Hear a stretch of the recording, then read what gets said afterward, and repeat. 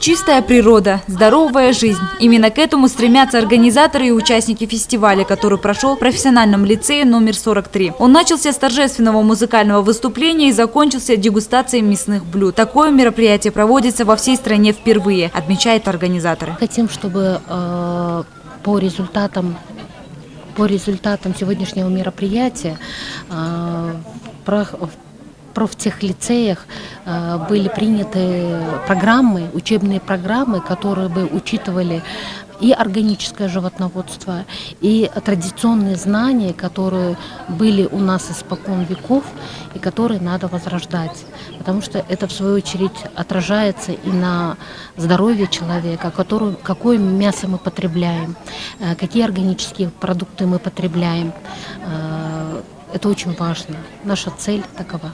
Стоит отметить, что в фестивале особое значение придали национальному колориту. И все село было оформлено так, словно мы оказались годами ранее в гостях у самых древних кыргызов. Повсюду кыргызские узоры, висят огромные альчики, юрты, и все одеты в национальную одежду. Нельзя не заметить также труд учащихся лицея, которые постарались на славу. Они талантливейшие люди, считает директор лицея. Цель наша была это возрождение и сохранение биокультурного разнообразия региона. То есть здесь и органическое животноводство, и органическое растениеводство, это и органическое питание, здоровое питание, вкусное, честное питание. Вот эти все проблемы схвачены, понимаете? А почему именно вот этими проблемами мы занимаемся? Потому что наш профессиональный лицей готовит рабочие кадры для сектора туризма, для сферы услуг и для сельского хозяйства. Значит, наш будущий фермер, он или повар, он должен так работать, чтобы в своей профессиональной деятельности не нарушить экологическое равновесие, не нанести вред природе, правильно выращивать здоровые продукты питания. Директор также отметила уровень таланта учащихся. И действительно, такую красоту мало где увидишь, и больше всего удивляет абсолютно разносторонняя фантазия воспитанников данного заведения. Выставка «Из отходов в доходы» поразила многих посетителей фестиваля. Очень часто мы выбрасываем вещи, не осознавая даже, что они окажутся очень даже нужными. К примеру, здесь сшиты платья из, казалось бы, совершенно ненужных нам вещей. Это из газет, из целлофановых пакетов.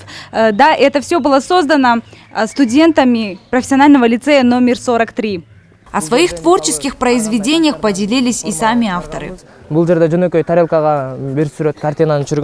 нас есть предмет «Поиск прибыли от отходов». К примеру, мы здесь из обычных камней сделали интересные фигурки, а здесь из тарелки сделали картину. В основном мы используем ненужные материалы. Из книг, пластик, стекол, из одежды, прочитанных газет и из других материалов, чтобы сделать что-нибудь красивое. Испокон веков кыргызы занимались животноводством, и мясо являлось обязательной частью рациона каждого из нас. Однако по истечению времени качество продуктов заметно снизилось. Каковы шансы у нашей страны возродить органическое животноводство, мы спросили у директора Института животноводства и пастбищ. Вот зарубежные партнеры тоже приезжают, просят у нас вот экологически чистую продукцию. Это мясо, молоко, яйца и так далее. Ну, у нас, вы знаете, разводятся вот повсеместно животные, которые низкопродуктивные. В свое время у нас скот занимал первое место, третье место по производству шерсти.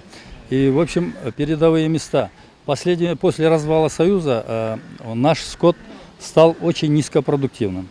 В этом направлении мы ведем работу над совершенствованием, над улучшением и выведением новых пород, новых сортов растений.